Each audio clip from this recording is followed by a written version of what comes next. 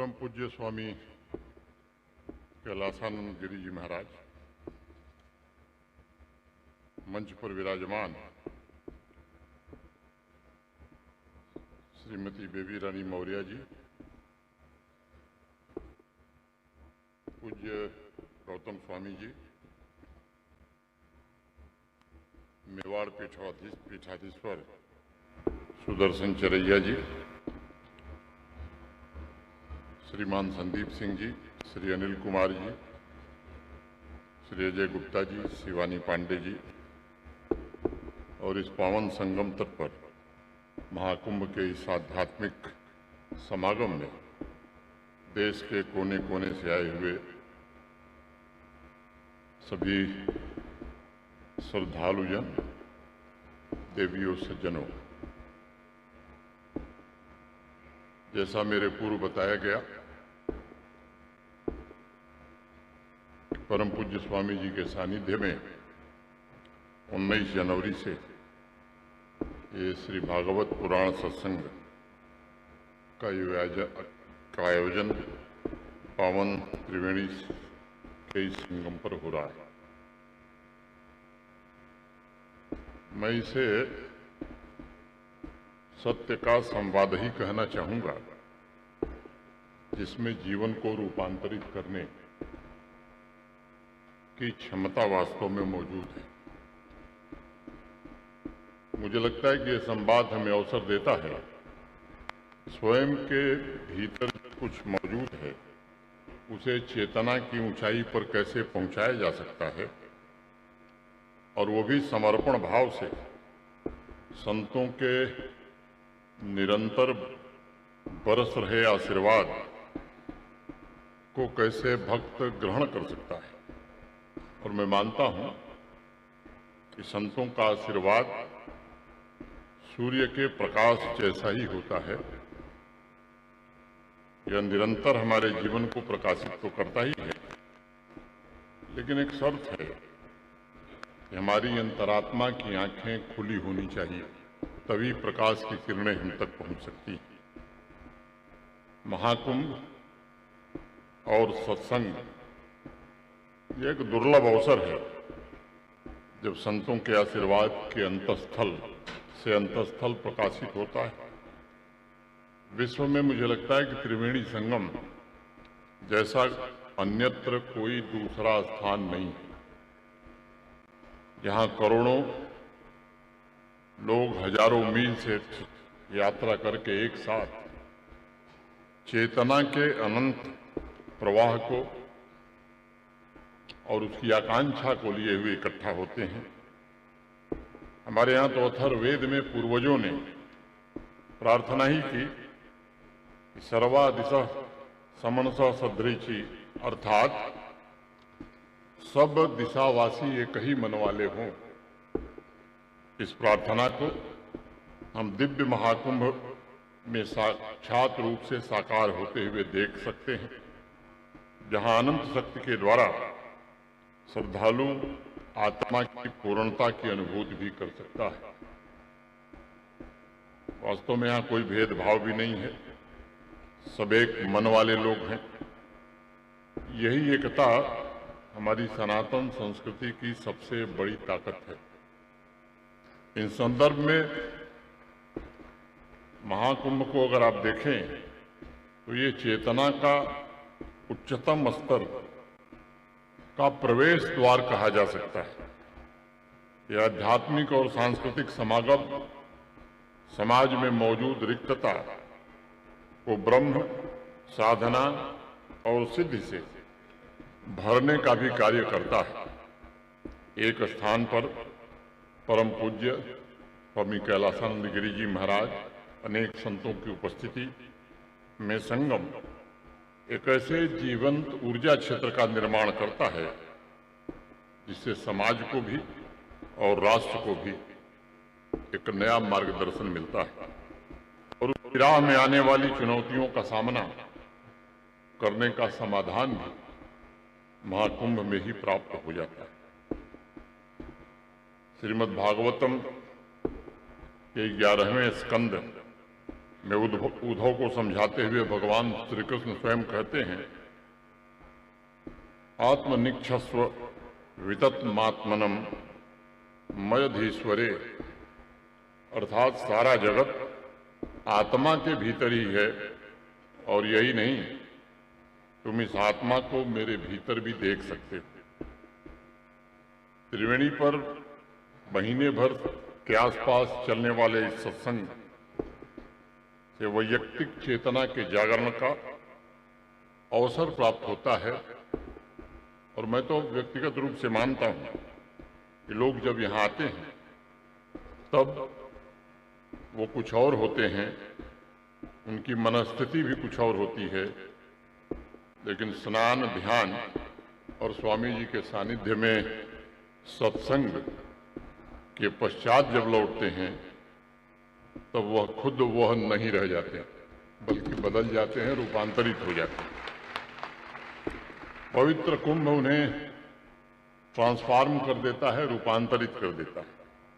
उनके भीतर एक नए बोध, एक नए होश का जन्म होता है और ऐसा लगता है कि त्रिवेणी ने उनके व्यक्तित्व को काट छांट करके उनके भीतर जो वास्तव में छिपा हुआ था उसे समाज और देश के सामने प्रकट कर दिया है। एक छोटी कहानी मुझे याद आ रही है। एक मूर्तिकार अपना काम समाप्त करके हाथ पांव धो रहा था, तभी उसके बगल से गुजर रहे एक सज्जन ने कहा कि भाई, तुमने यह मूर्ति जो बनाई है वो अति सुंदर है। उस मूर्तिकार ने उस सज्जन से कहा कि भाई, मैंने बनाई नहीं है, मैं तो पत्थरों के ढेर पर खड़ा था और इस पत्थर में छिपी मूर्ति ने मुझे पुकारा। मैं उसे उठाकर अपने वर्कशॉप में ले गया। मैंने उसमें जो बेकार पत्थर थे इस मूर्ति के चारों तरफ, बस उन्हें अलग कर दिया और तब ये सुंदर सी मूर्ति प्रकट हो गई। उस मूर्तिकार ने कहा कि मैंने ज्यादा कुछ नहीं किया, सिर्फ व्यर्थ के पत्थरों को हटा भर दिया और मूर्ति जो उसमें छिपी हुई थी वो सबके सम्मुख प्रकट हो गई।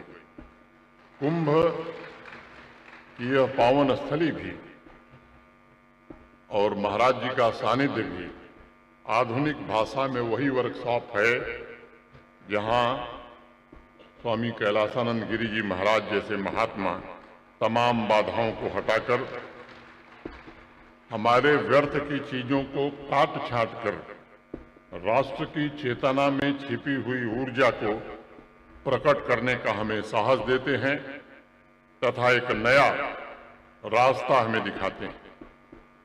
हमारे यहाँ तो हमारी संस्कृति में कहा भी गया कि मही यज्ञ सम रपसुदा, अर्थात देश यज्ञ भूमि, देश की यज्ञ भूमि अत्यंत उपजाऊ है। संगम वही यज्ञ भूमि है जहां असीम संभावनाओं के बीच चेतना के पुष्प की तरह खिलते हैं, क्योंकि महाकुंभ समाज के विभिन्न क्षेत्रों को नेतृत्व देने वाले महान व्यक्तित्वों का भी संगम माना जाता है।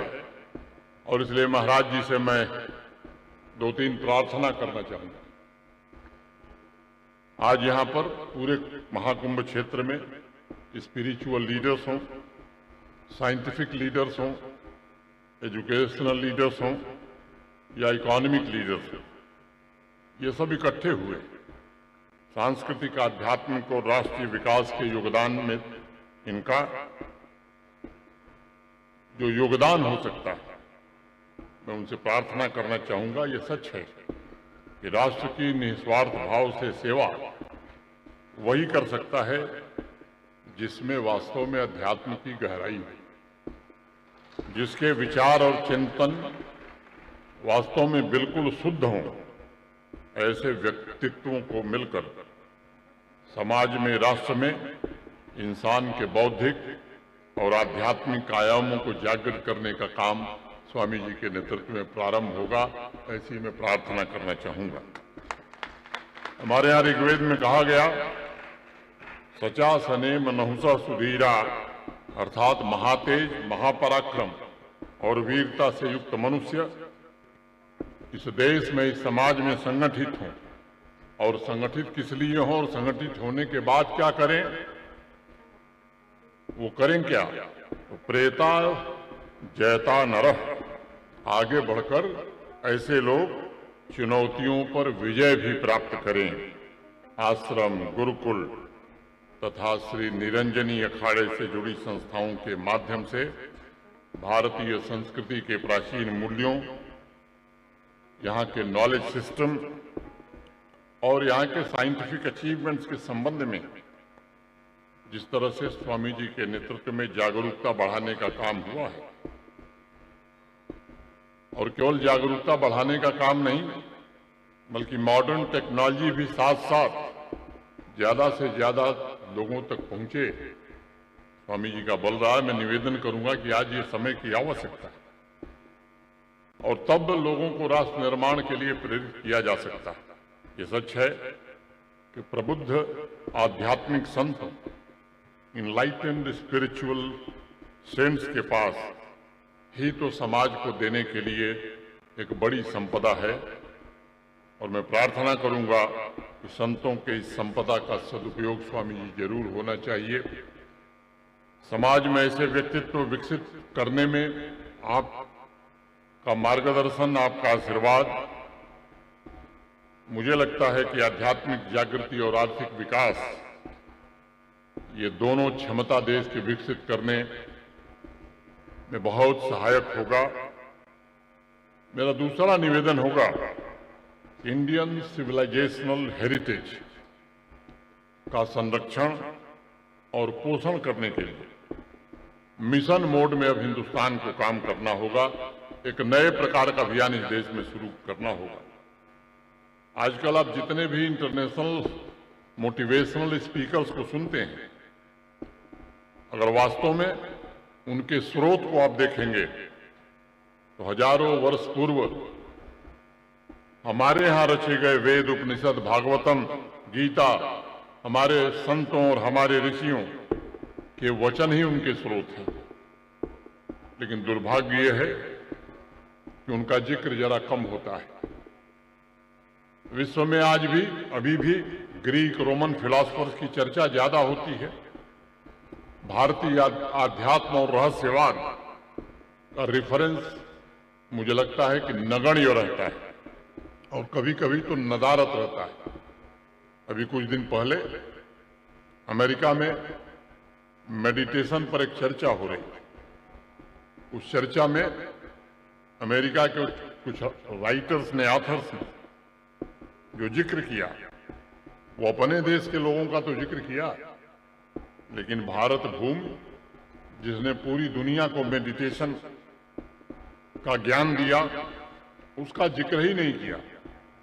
और मैं समझता हूं और मैं स्वामी जी से प्रार्थना करूंगा, स्वामी जी देश के सभी आश्रम और गुरुकुल अगर रिसोर्स सेंटर शुरू करते हैं तो मुझे लगता है कि इससे पूरे दुनिया में एक अच्छा वातावरण बनाने में हमें सफलता मिलेगी और भारत के विश्व को दिए गए अनमोल उपहारों की जानकारी पूरी दुनिया को हम उपलब्ध करा सकेंगे। ये सच है कि विश्व में जब सभ्यता विकसित भी नहीं हुई थी, समाज में जब शिक्षा और संस्कार नहीं आए थे, तब भारत ने स्पिरिचुअल और साइंटिफिक दोनों ही क्षेत्रों में उपलब्धियों के शिखर को छुआ था। हमारे रहस्यदर्शी संतों ने ध्यान योग के द्वारा एक ऐसा दिव्य और आध्यात्मिक आभा मंडल तैयार करने का काम किया था जिसने हजारों वर्ष पूर्व वैश्विक समाज के सर्वांगीण विकास का एक मजबूत आधार तैयार किया था। अब इंटरनेट भौगोलिक सीमाओं को समाप्त कर चुका है और इसलिए मैं मानता हूं इससे जुड़े रिसर्च शोध वो सरल भाषा में पुस्तक, मैगजीन, मोनोग्राफ के माध्यम से दुनिया के कोने कोने में स्वामी जी के आशीर्वचन से पहुंचाया जा सकता है। मेरी तीसरी प्रार्थना होगी कि अधिक से अधिक युवाओं को राष्ट्र निर्माण में या राष्ट्र निर्माण के इंटीग्रेटेड मिशन से जोड़ने की आवश्यकता है। और उसके लिए मैं मानता हूं कि संतों का जो योगदान होगा वो सबसे अद्भुत होगा। शिक्षक हैं, साइंटिस्ट हैं, ये मिलकर देश की युवा पीढ़ी को अपने समृद्ध आध्यात्मिक वसीयत का स्मरण करा सकते हैं। और हमें ये ध्यान रखने की आवश्यकता है, इस अनमोल वसीयत ने ही सामाजिक आर्थिक विकास को गति देने का काम किया है। और इसलिए जरूरी है इस महानतम खजाने के इस्तेमाल से हम विकसित भारत के संकल्प को साकार करें, समाज के वैल्यू सिस्टम को समृद्ध बनाएं। और अंतिम और चौथा निवेदन मेरा स्वामी जी से होगा, सांस्कृतिक आध्यात्मिक संस्थाओं का जो मूल आधार है, मैं मानता हूं वो 3 E's पर आधारित, एजुकेशन, एक्सपीरियंस एंड इनलाइटमेंट। शिक्षा, अनुभव और बुद्धत्व, इन तीनों का सामंजस्य साधक कैसे सामान्य जन तक ताकत पहुंचा के कर सकता है। हमारी संस्कृति में आश्रम गुरुकुल का बड़ा विशेष महत्व रहा है। और आश्रम और गुरुकुल का बल स्वावलंबन और आत्मनिर्भरता पर शुरू से रहा है।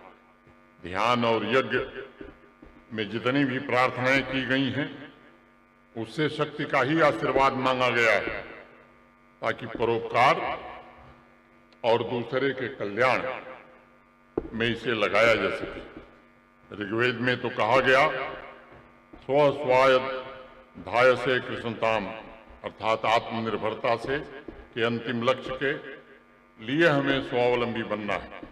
और आगे तो प्रार्थना कही गई, पूर्ण यक्षता स्वस्तये, हे प्रभु मुझे उत्तम स्वास्थ्य दीजिए, और अपने लिए नहीं, उत्तम स्वास्थ्य दीजिए ताकि मैं लोगों का कल्याण कर सकूं। शिक्षा, अनुभव और बुद्धत्व पर आधारित व्यवस्था द्वारा हम समाज को ताकतवर बना सकते हैं, उसकी शक्तियों को देश के उत्थान के लिए समर्पित करा सकते हैं। यह बिल्कुल अलग तरह का मार्गदर्शन होगा, जिसमें हर प्रकार के भेदभाव को समाप्त करके एक ऐसे चरित्र निर्माण पर बल दिया जाएगा जो समानता और सामाजिक न्याय के विजन के साथ सुदृढ़ समाज का निर्माण भी कर सकती है। आम नागरिकों में आत्मसम्मान और आत्मगौरव की भावना भी पैदा कर सकती है। इस कार्य में पूज्य संतों का सहयोग बड़ा जरूरी होगा, और स्वामी जी आपका तो विशेष रूप से, क्योंकि वही लोगों में गहरी जागृति पैदा कर सकते हैं। और मैं संक्षेप में अगर कहूं तो संत समाज का उत्तरदायित्व तो पहले से ज्यादा बढ़ गया है, क्योंकि आप ही में वो शक्ति है, आप जागृत कर सकते हैं। अपने भीतर के ईश्वर का लोगों में स्मरण कराने की क्षमता भी आप में है। कर्म पथ पर चलने के लिए प्रेरणा देने की कला आप में है। और इसलिए मैं प्रार्थना करूंगा कि ऐसी जागृति बड़ी से बड़ी मंजिल को आसान बना सकती है, जो सभी को समान अवसर और स्वतंत्रता प्रदान करेगी।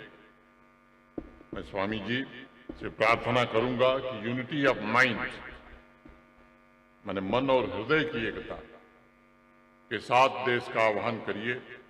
सनातन धर्म अनादि है, अनंत है, और श्रीमद् भागवतम में तो शिक्षा, दान, तपस्या तथा सत्य, ये धर्म के 4 पांव हैं। इन्हें 4 पांव की संज्ञा दी गई है। और ऋग्वेद में कहा गया कि ऋतस्य पदम कवयोनि पांति, यानी सत्य, धर्म, तप की रक्षा की जिम्मेदारी भी संतों की है। सनातन धर्म के 4 पांव की रक्षा और उसका उपयोग समाज और राष्ट्र की एकता के लिए आवश्यक है। ये कार्य हमारे पूज्य स्वामी जी ही कर सकते हैं। प्राचीन काल से इस जिम्मेदारी को हमारे संतों ने निभाया है और मुझे लगता है, मैं मानता हूं कि आज चुनौतियां थोड़ी बड़ी हो गई। आज हमारी एकता तोड़ने वाली और भारतीय संस्कृति पर हमला करने वाली ताकतें बढ़ गई हैं, इनकी संख्या भी बढ़ गई। हम देख रहे हैं किस प्रकार से भारत के बढ़ते रुतबे, भारत की तरक्की, ये कुछ लोगों को पसंद नहीं आ रही। उसमें कुछ बाहरी ताकतें भी हैं, कुछ देश के भीतर की ताकतें भी हैं। ऐसे लोगों के विरुद्ध समाज और राष्ट्र कैसे एकजुट हो, इसमें आप सबका जो योगदान होगा, मुझे लगता है वैसा योगदान कोई नहीं दे सकता। मैं समझता हूं कि बड़े लंबे समय के बाद भारत के जीवन में एक दुर्लभ क्षण आया है, जब फिर से हम विश्व गुरु बनने की क्षमता हासिल करने की स्थिति में खड़े हैं।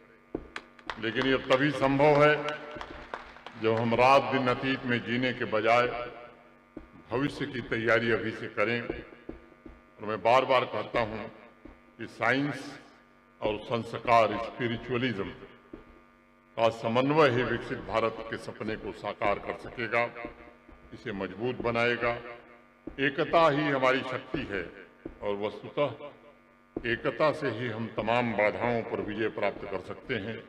मन और हृदय की एकता में जीवन का अर्थ और मूल्य छिपा हुआ है। इसी में अनंत ज्योति है, जिसके तप और प्रकाश से की संभावना ही वास्तविकता में बदल सकती है। मैं प्रार्थना करता हूं ईश्वर से कि इस महाकुंभ से मन और हृदय की एकता का संकल्प हमारी अपनी संस्कृति और राष्ट्र की अस्मिता के प्रति स्वाभिमान की प्रबल भावना पैदा करे।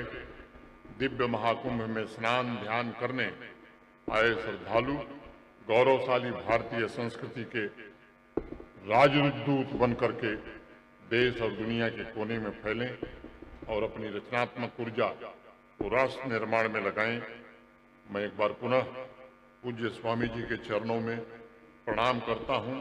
उनके प्रति विशेष रूप से हृदय से कृतज्ञता ज्ञापित करता हूं। उनकी उपस्थिति में कुछ शब्द मुझे कहने का अवसर मिला, मेरे लिए गौरव की बात है। आप सबके प्रति हृदय से कृतज्ञता ज्ञापित करते हुए अपनी वाणी को मैं ही विराम देता हूं। धन्यवाद।